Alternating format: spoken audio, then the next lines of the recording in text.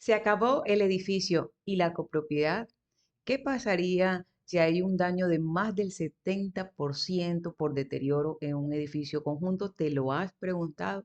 Ese es el planteamiento que hace este artículo 9 de la Ley 675 del 2001, donde vamos a hablar sobre esas causales de extinción que poco se habla en propiedad horizontal.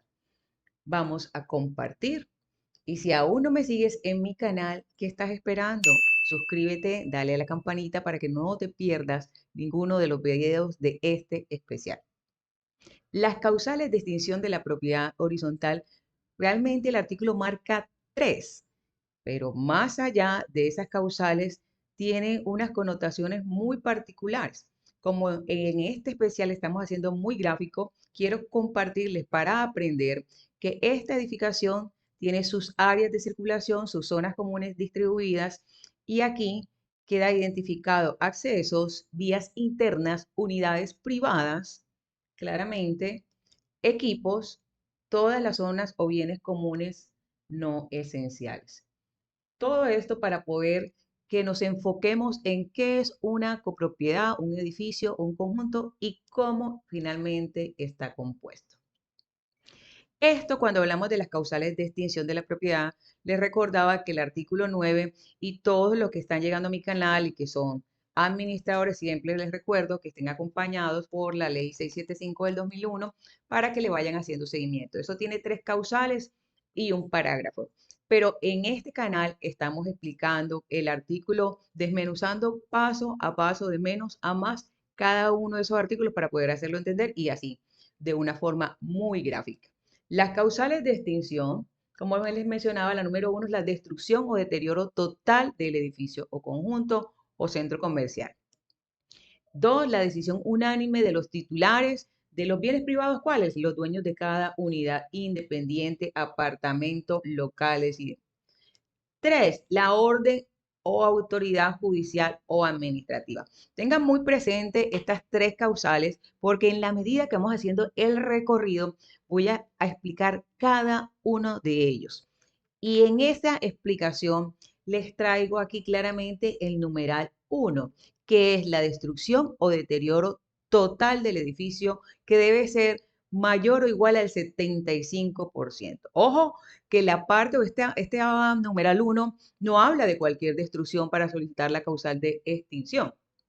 Habla claramente que no se trata de una grieta, una filtración, sino daños importantes que estos, a su vez, con daños menores no basta para extinguir la propiedad horizontal. Si tenemos eso presente, que grietas, filtraciones o simplemente unos daños en fachada no va a afectar o no va a ser una causal de extinción.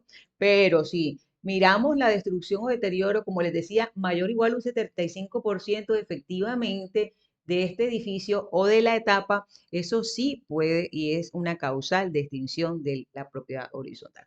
En esta segunda parte que les menciono, del 75% de la etapa o el edificio afectado, si una etapa, como lo muestro aquí, está sufriendo un daño, una destrucción, un deterioro en proporción igual o superior al 75%, en consideración esta causal respecto de esa etapa. No quiere decir que entonces vamos a que sea una causal porque solo hay deterioro de una etapa. Los que están conmigo en este canal pudieron apreciar en el artículo de construcción por etapas. Y cuando hablamos por etapas, además es una edificación, como lo muestro aquí. Etapa 1, etapa 2. Aquí hay un deterioro solo de una etapa 2. Por lo tanto, esta etapa 2 será la que tendrá la causal de la extinción. Estos temas son importantes distinguirlos porque aquí en la parte número 3 hay una excepción fundamental en la reconstrucción. Y es que el numeral dice que salvo cuando se decida su reconstrucción, si los propietarios deciden reconstruir conforme al régimen aplicable, opera la excepción. Se decide construir, recuerden que la reconstrucción es la excepción a esta causal de extinción. Espero que esto haya quedado muy claro. Aquí les traje un compacto de cómo sería en caso de destrucción o deterioro del edificio. El edificio, por ejemplo, tiene 10 pisos, tiene un daño determinado del 80% de la afectación. Aquí fíjense que hay una parte que está íntegra y otra que está el 80% destruido para que haya mayor claridad. Y esta es una de las causales porque tiene más del 75%. Pero, ¿qué puede pasar?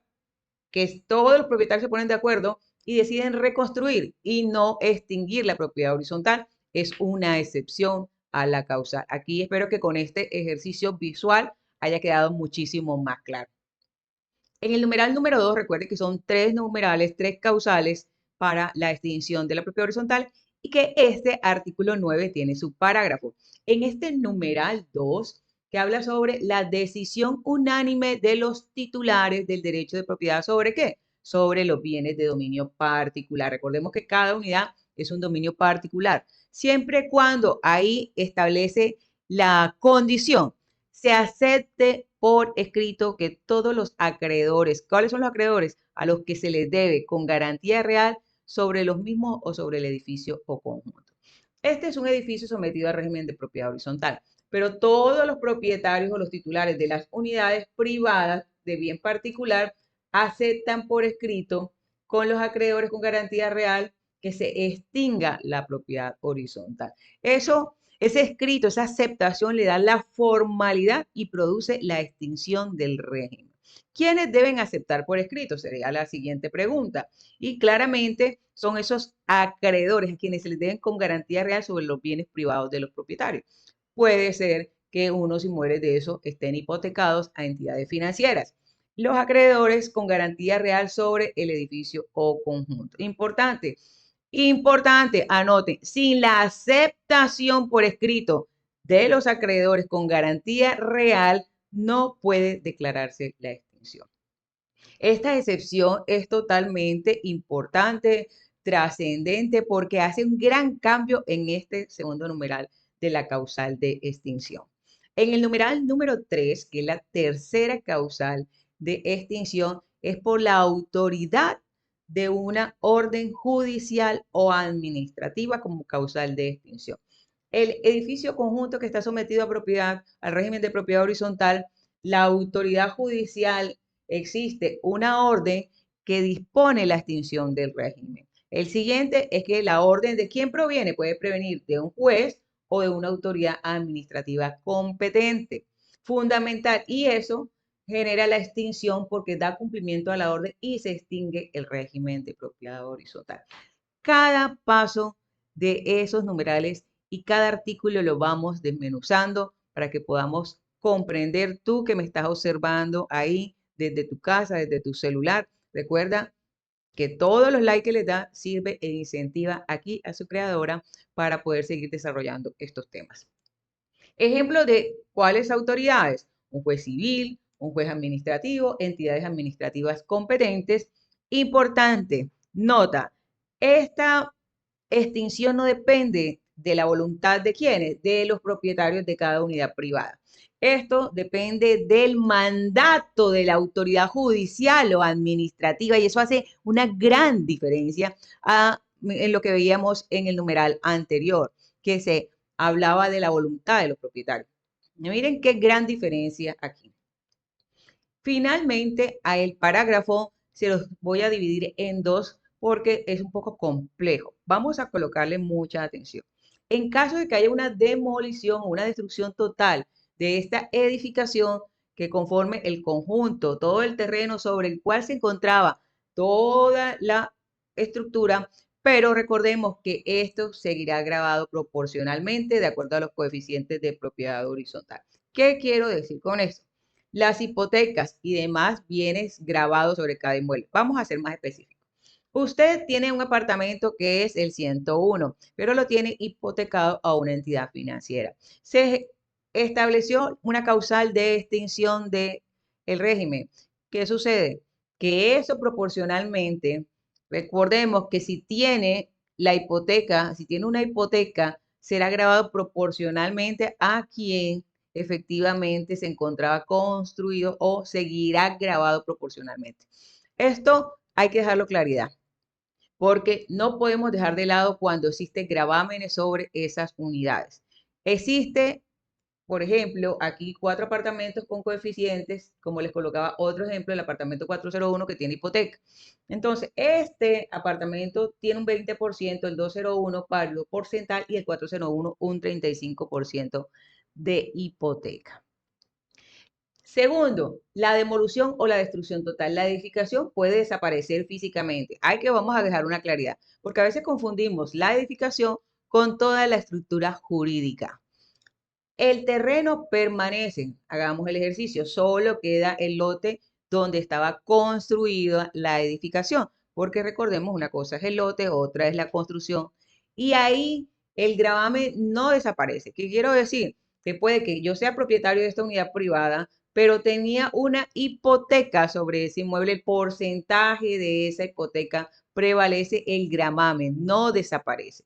Y la hipoteca y demás gravámenes continúan afectando ¿qué? Aquí les traigo un ejemplo.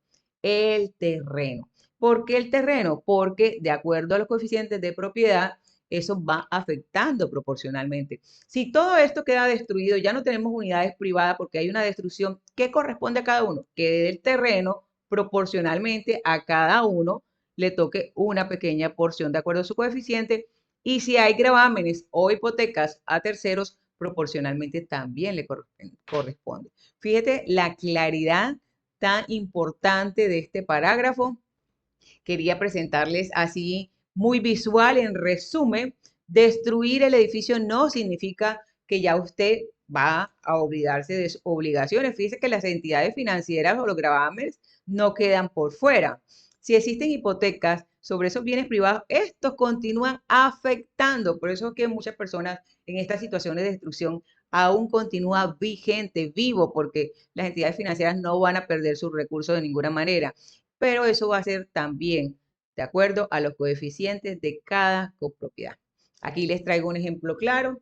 Por ejemplo, el apartamento 101 tiene un coeficiente del 20%, tiene una situación tras la demolición de un gravamen que pesaba que se le traslada el 20% del terreno. Sí lo hay. En el caso del apartamento 401, que sí tenía hipoteca con un coeficiente del 35%, la hipoteca continúa grabada ¿en dónde? Aquí en el terreno con un 35%. Siempre el terreno va a quedar grabado proporcionalmente según los coeficientes de propiedad horizontal. Interesante este tema.